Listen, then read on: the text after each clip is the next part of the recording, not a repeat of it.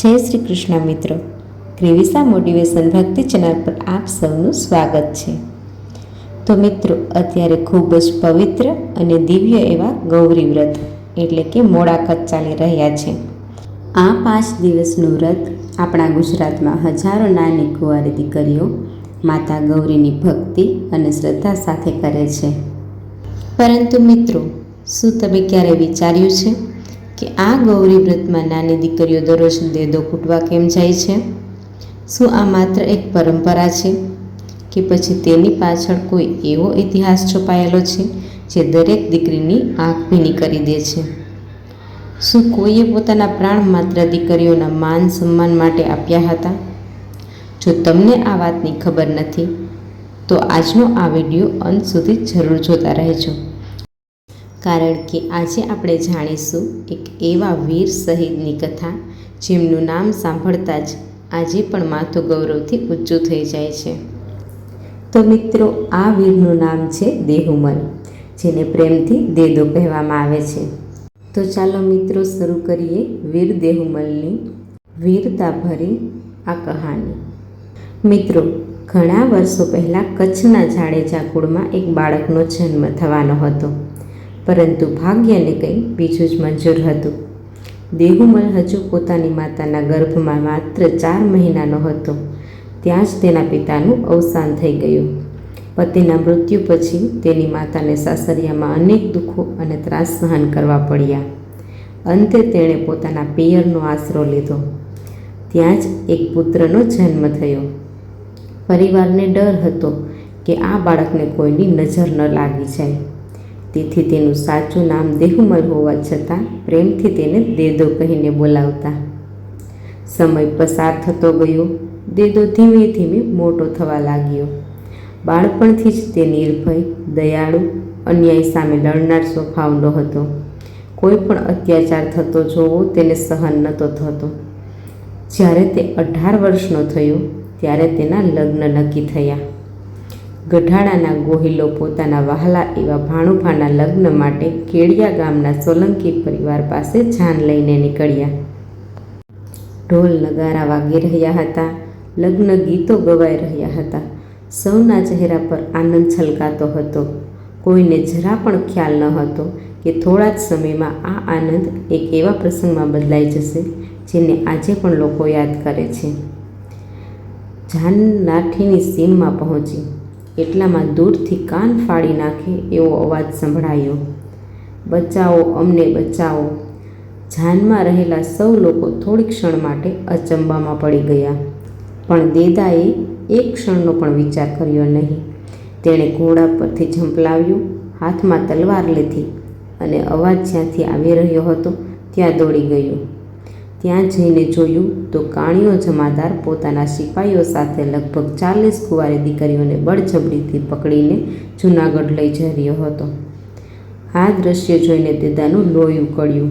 તેણે ગર્જના કરી, જ્યાં સુધી દેદો જીવતો છે ત્યાં સુધી કોઈ દીકરી તરફ આંખ ઊંચી કરીને પણ નહીં જોઈ શકે. અને પછી શરૂ થયું ભયંકર યુદ્ધ. તલવારો અથડાવા લાગી, ઘોડાઓ દોડવા લાગ્યા. યુદ્ધના મેદાનમાં ચારે બાજુ હાહાકાર મચી ગયો. દેદો એકલો હતો, પણ તેની અંદર હજારો વીર પુરુષો જેટલું સાહસ હતું. ઘણા સિપાહીઓ યુદ્ધમાં મર્યા ગયા અને ઘણા જીવ બચાવીને ભાગી છૂટ્યા. અંતે દેદાએ તમામ 40 કુંવારી કન્યાઓને સુરક્ષિત બચાવી લીધી. દીકરીઓના ચહેરા પર ફરી આશા દેખાવા લાગી. તેમણે દેદાને ભગવાન સમાન માન્યો અને આ તમામ કન્યાઓ દેદાની જાનમાં જોડાઈ ગઈ.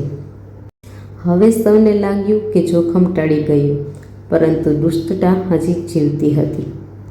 જે કાણિયો જમાદાર યુદ્ધમાંથી ભાગી ગયો હતો તેણે બદલો લેવાનો નિર્ણય કર્યો. તેણે જાનૈયાનો વેશ ધારણ કર્યો અને ચૂપચાપ જાનમાં ભળી ગયો. કોઈને જરા પણ શંકા ન આવી. જ્યારે યોગ્ય સમય મળ્યો ત્યારે તેણે પાછળથી દગાથી દેદાના પેટમાં તલવાર ઘુસાડી દીધી. દેદો ઘાયલ થઈ ગયો. તે જમીન પર ઢળી પડ્યો. લાઠીની ધરતી એક વીરના લોહીથી પવિત્ર બની ગઈ. દીકરીઓને બચાવવા નીકળેલો એક યુવાન પોતાના લગ્ન પહેલાં જ શહીદ થઈ ગયો. લગ્નના મંગળ ગીતો, એક પળમાં મરસિયામાં ફેરવાઈ ગયા. આનંદના આંસુ શોકના આંસુ બની ગયા. મિત્રો, આ દ્રશ્ય એટલું કરુણ હતું કે જેને શબ્દોમાં વર્ણવી શકાય તેમ નથી. જે 40 કુંવારી દીકરીઓને દેદાએ પોતાના પ્રાણ જોખમમાં મૂકી બચાવી હતી, એ જ 40 દીકરીઓ દેદાના શરીરની ફરતે ગોળ કુંડાળું વળી અને રડતા રડતા છાતી કૂટવા લાગી, મરસિયા ગાવા લાગી. તેમની આંખોમાંથી આંસુ અટકતા ન હતા. તેઓ એક જ વાત કહેતા હતા કે આજે અમે જીવતા છીએ તો માત્ર દેદાના બલિદાનને કારણે.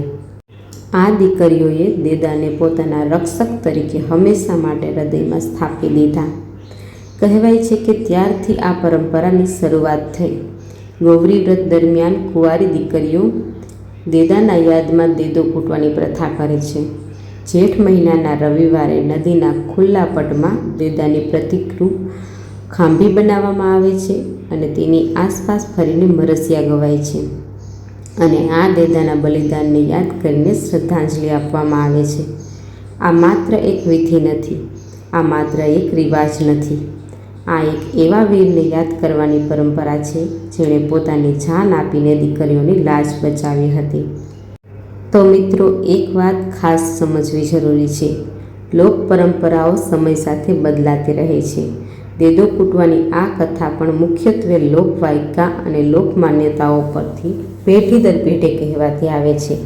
અલગ અલગ વિસ્તારોમાં તેની કથાઓ થોડા ફેરફારમાં જોવા મળે છે, પરંતુ આ પરંપરાનો મુખ્ય સંદેશ એક જ છે: દીકરીનું સન્માન, નારીની રક્ષા અને શૌર્યને ક્યારેય ભૂલવું નહીં.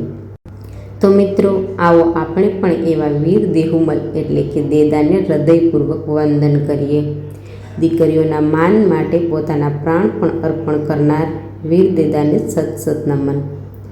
જો તમને આજની આ માહિતી ગમી હોય અને આવી જ સનાતન ધર્મ, વ્રત, ઉપવાસ, મંદિર, પૌરાણિક કથાઓ અને પ્રેરણાદાયી વિડીયો જોવાનું ગમતું હોય તો અમારી ચેનલ ક્રિવિસા મોટિવેશન ભક્તિ ચેનલને સબસ્ક્રાઈબ જરૂરથી કરજો.